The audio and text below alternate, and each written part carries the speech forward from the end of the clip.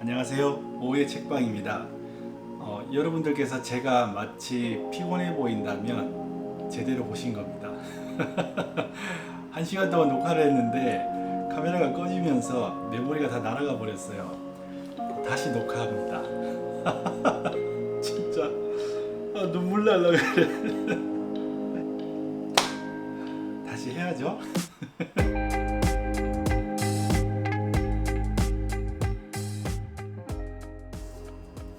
존엄하게 산다는 것 시작하겠습니다. 게랄트 휘터, 독일의 신경생물학자, 2016년까지 괴팅겐 대학 신경생물학 교수를 재직했다. 방송과 유튜브 대중 강연으로 잘 알려진 독일에서 가장 유명한 뇌과학자다. 진 재단을 이끌고 있다. 최근 저서는 모든 아이들은 특별한 재능이 있다. 불안의 심리학, 엄마와의 거리 25cm, 우리는 무엇이 될 수 있는가 등이 있다. 존엄하게 산다는 것은 인간다운 삶, 품격 있는 삶이란 무엇인가 라는 질문 앞에 게랄트 휘터가 필생의 연구에서 길어올린 통찰을 담은 대표작이다. 신경생물학과 발달심리학의 관점에서 21세기 복잡한 세계를 헤쳐나가기 위한 방법으로 존엄을 제시하고 있다. 이 책은 2018년 출간되었고요. 아마존에서 무려 26주간 베스트 10에 들어가 있었다고 합니다. 독일 사회에 큰 반향을 일으킨 책이라고 해요. 2018년도에서 독일은 어떤 일들이 일어났을까요? 물론 책 말미에서 이 책을 쓰게 된 계기에 대해서 이야기를 하고 있지만 혹시나 조금 관련성이 있지 않을까 싶어서 2018년도의 독일 상황을 한번 살펴보았습니다. 경제적으로는 2018년 6월에 다들 기억하실 거예요. 독일 폭스바겐 디젤 스캔들이 있었습니다. 이것 때문에 총 10억 유로에 달하는 벌금이 부과되었고요. 독일 경제에 상당한 큰 타격이 되었다고 합니다. 그리고 에너지 정책에 있어서 정부와 시민들의 큰 공감이 이루어지었고 그 결실로 전체 에너지의 37.9%가 신재생 에너지로 대체되는 때였다고 합니다. 그런데 중요한 것은 이제 정치이겠는데요. 메르켈 총리가 4선에 당선됩니다. 그런데 문제는 이 당시에 대한당이 상당한 강세를 보였다고 해요. 대한당은 반이민 정책, 반이슬람 정책, 반EU 정책, 그리고 자유무역협정을 반대하는 정당입니다. 지금 독일 사회에서 가장 큰 문제거리가 뭐냐 하면 소셜미디어나 인터넷상에서 혐오와 차별의 글들이 상당히 많이 나오고 있다는 것입니다. 그런데 대한당에서 자신들의 정책이라든가 주장을 선동하는 목적으로 이런 SNS를 많이 활용을 하는데 이런 혐오와 차별에 대한 글들을 제재하자라는 이야기가 나왔었겠죠. 그런데 대한당에서는 표현의 자유를 들어서 그래서는 안 된다라고 반대하고 있다고 합니다. 굉장히 아이러니한 상황인 거죠. 물론 저자를 직접 만나서 이런 배경에 대해서 들어보지 못했기 때문에 정확한 것은 아니지만 2018년도에 독일의 상황을 고려해 볼 때 상당한 이유가 되지 않을까라고 짐작은 해보았습니다. 그런데 생각해 보면요, 이게 독일만의 문제는 아닌 것 같아요. 우리나라에서도 지금 현재 일어나고 있는 상황이고 전 세계적으로 여전히 혐오와 차별에 대한 문제는 지속적으로 일어나고 있기 때문이죠. 저자가 이 책을 쓰게 된 계기를 한번 살펴볼까요? 이 책을 써야겠다고 결심을 하게 만든 두 가지 사건이 있었다. 하나는 오스트리아에서의 강연이었다. 타인에게 수단으로 여겨지는 것, 반대로 타인을 자신의 전략이나 평가의 대상으로 여기는 것이 왜 문제인지를 구체적으로 설명했던 것 같다. 그리고 강연이 정점에 이르렀을 때 나는 우리 모두가 매일 존엄하지 않은 행동을 하고 있으며 우리의 공동체 안에서 스스로의 존엄함을 무너뜨리고 있고 그러면서도 이를 전혀 인식하지 못하고 있다는 사실을 지적했다. 강연을 하며 단 한 번도 경험한 적이 없었던 무거운 침묵이 이어졌다. 그때 맨 뒷자리에서 누군가가 박수를 치기 시작했다. 마찬가지로 내가 단 한 번도 경험해 본 적이 없었던 뜨거운 박수갈채로 이어졌다. 나의 강연이 과연 청중들에게 어떤 영감을 주었을지 생각해 보았다. 내가 찾은 답은 하나였다. 모두들 일상을 살면서 자신의 행동이 존엄하지 않음을 느낄 때가 많은 것 같다는 결론이었다. 그 사실을 내면의 깊은 곳에 아무렇게나 가두어 버리고 외면하면서 안도했을 것이다. 그런데 예상치 못한 순간 내가 그 지하의 문을 활짝 열어버린 것이다. 두 번째 경험은 베들린에서 이루어졌다. 다른 강연자들과 마찬가지로 200여 명의 청중 앞에 서서 나의 생각을 전했다. 내 차례가 끝이 날 즈음 갑자기 이상한 충동이 일었다. 나는 그 충동을 참지 못하고 내 옆에 패널로 참여하고 있는 한 대기업 CEO에게 대뜸 질문을 던졌다. 당신에게 큰 수익을 낼 수 있는 기회가 주어졌습니다. 그런데 그 기회가 스스로의 존엄함을 무너뜨리는 일입니다. 당신은 눈앞의 이익과 개인의 존엄 앞에 어떤 선택을 하겠습니까? 나는 그 CEO를 보며 사람이 이 정도로 당황하고 무력한 모습을 보일 수 있다는 것을 새삼 깨달았다. 한편으로 미안한 마음도 들었다. 그가 어떤 대답을 해야 할지 갈피를 잡지 못하고 있었기 때문이다. 한 기업을 이끄는 수장으로서 스스로의 존엄함을 지키는 것이 기업의 이익을 달성하는 것보다 중요하다는 고백을 공개적으로 하기는 쉽지 않았을 것이다. 당연하겠죠. 기업의 CEO라고 하면은 그 기업에 일하고 있는 모든 사람들의 목걸이를 해결해야 될 책임을 지고 있잖아요. 나의 자존심을 지키기 위해서, 존엄함을 지키기 위해서, 나의 도덕성을 지키기 위해서 나는 이 기업의 이익을 포기하겠다라고 하는 말이 쉽게 떨어질 수가 있을까요? 또 그 반대는 어떤가? 자신의 관심이 오로지 기업의 이익에만 있다는 것. 그러므로 스스로의 존엄을 무너뜨리더라도 이익을 선택할 것이라고 고백하는 것이 과연 쉬운 일일까? 이번에도 침묵이 좌중을 압도했다.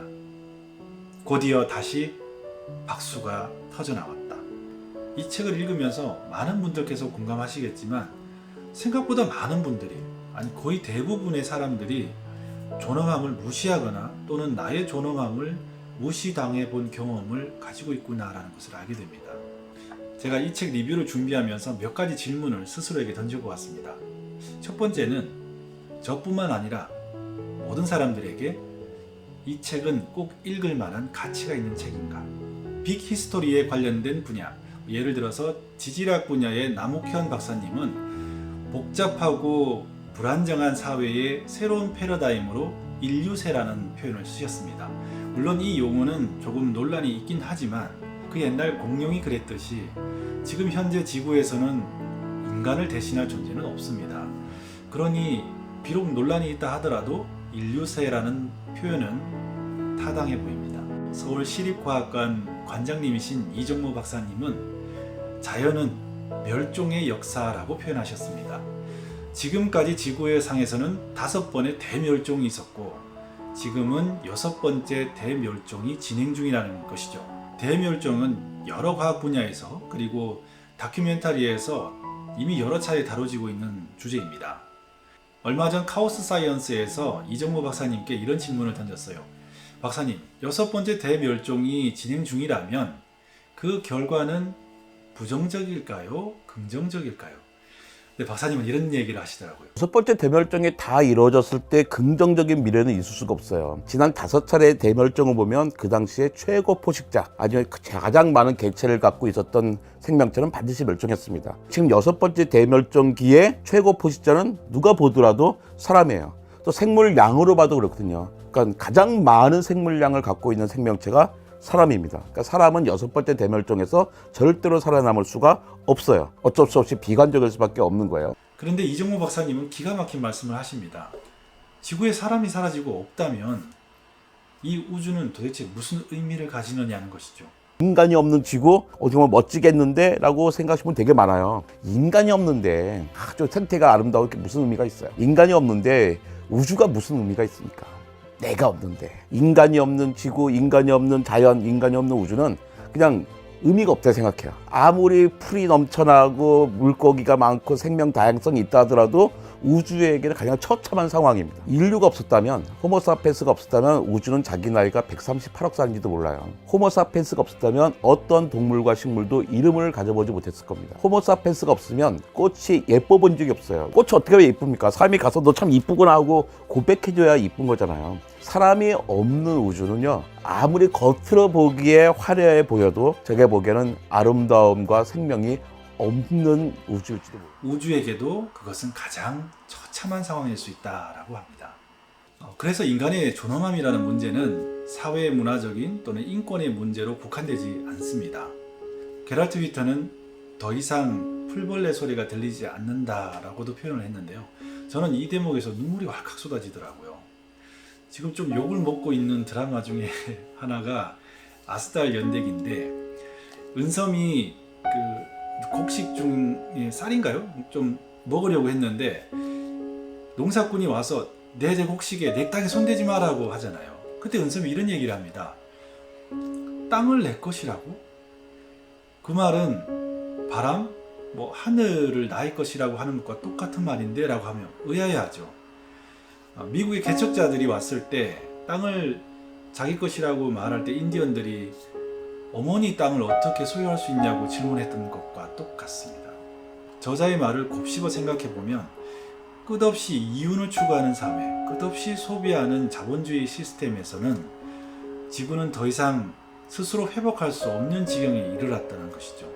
자, 이런 내용들을 종합해서 보면 인간은 어떤 방식으로든 6번째 대멸종을 맞이할 수밖에 없겠지만, 인간 스스로 자신의 자아상을 어떻게 깨닫느냐, 인간은 이 우주에서 어떤 의미를 가지는 존재냐라는 것을 깨닫는 그만큼 사회 속에서 일어나고 있는 여러 가지 문제들을 해결할 수 있을 뿐만 아니라 맞이할 수밖에 없는 이 대멸종도 또한 극복할 수 있는 단서가 있지 않냐는 메시지를 담고 있습니다. 그래서 이 책에서 담고 있는 존엄이라는 주제는 매우 중요합니다. 두 번째 질문은요, 그럼 나 자신한테는 이 책이 얼만큼 의미를 가지느냐 하는 질문이었어요. 저는 사춘기 시절을 지나면서 누구나 하는 질문이 있잖아요. 나는 누구인가? 내 삶의 목적은 무엇인가? 물론 이제 술도 마시고 놀러도 다니고 하다 보면 잊어먹어 버리긴 하는데 그래도 그 정신을 차릴 때만큼은 이 질문을 놓치지 않으려고 노력했던 것 같아요. 그래서 인식론이라는 주제는 저한테는 늘 관심 있는 분야입니다.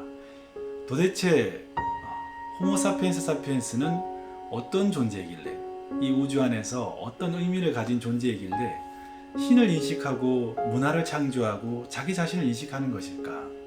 그래서 인간의 인식론이라든가 존엄함에 대한 이야기를 담고 있는 책을 보면 저는 손이 저절로 갑니다. 예스24에서 팝업창이 떴을 때 그냥 보자마자 눌러버렸어요. 구입을 해야지. 당연히 BTS의 이번 앨범 중에서 제일 좋아하는 노래는 바로 소우주입니다. 마이클 코스모스. 그래서 이 책을 읽으면서 이런 생각을 해봤어요. 칸트라는 위대한 철학자가 아니더라도, 이성의 칼날을 날카롭게 갈지 않는다 하더라도 아메리카 인디언들처럼 또는 우리 선조님들처럼 하늘과 땅을 인간과 만물의 부모로 여겼던 그 지혜를 그대로 가지고 있었더라면, 게랄트 위터가 이야기하듯이 그런 생각을 가진 사람들이 아이들 가까이에 부모로서, 선생님으로서 아이들을 가까이 있었다면 인간의 존엄함이라는 문제는 철학적 문제가 아니라 생활의 문제, 삶의 문제로 쉽게 다가갈 수 있지 않았을까. 오히려 아이들의 순수한 마음으로 더 잘 깨달을 수 있지 않았을까 라는 생각을 해봤습니다. 이 책을 읽으면서 제일 먼저 권했던 사람은 저의 아내였습니다. 왜냐하면 우리 두 사람이 부모로서 아이들에게 꾸준히 일관되게 보여주어야 할 모습이 무엇인가를 생각하기 위해서요. 그리고 아이들이 존엄한 존재로 살아가도록 우리가 어떤 버팀목이 되어 주어야 할 것인지 함께 답을 좀 찾으려고 했죠. 만약 이 책이 철학적 담론만 담고 있거나 사회 비평만을 담고 있었다면 그렇게까지 권하진 않았을 텐데, 이 책은 참 많은 생각거리를 던져주고 있습니다. 이 책을 읽으면서 저도 많이 부끄러웠고요. 아마 읽으신 분들은 많이 공감했을 것 같습니다. 그리고 또 하나의 질문이 있었는데요. 과연 책의 저자가 제시하는 이 해결책이 과연 사람들의 공감을 일으킬 수 있을까? 그저 이상주의로 보이진 않을까라는 질문이었습니다. 게랄트 위터는 이상이 아니다, 그것은 가능하다라고 합니다. 그 단서가 바로 인간의 뇌의 가소성입니다. 생물학적인 관점에서 그 전에 인간에 대한 패러다임은 리차드 도킨스의 이기적 유전자의 표현처럼 유전자에 의해서 결정된 존재였는데, 뇌의 가소성에 따르면 인간은 끝없이 죽을 때까지 변할 수 있는 존재라는 것이죠. 그래서 슈피켈은 게랄트 위터를 인간에 대한 패러다임을 바꾼 과학자, 교육자로 칭송했습니다. 게랄트 위터는 사람이 바뀌는 데는 두 가지 조건이 있다고 해요. 하나는 실패, 또 하나는 만남입니다.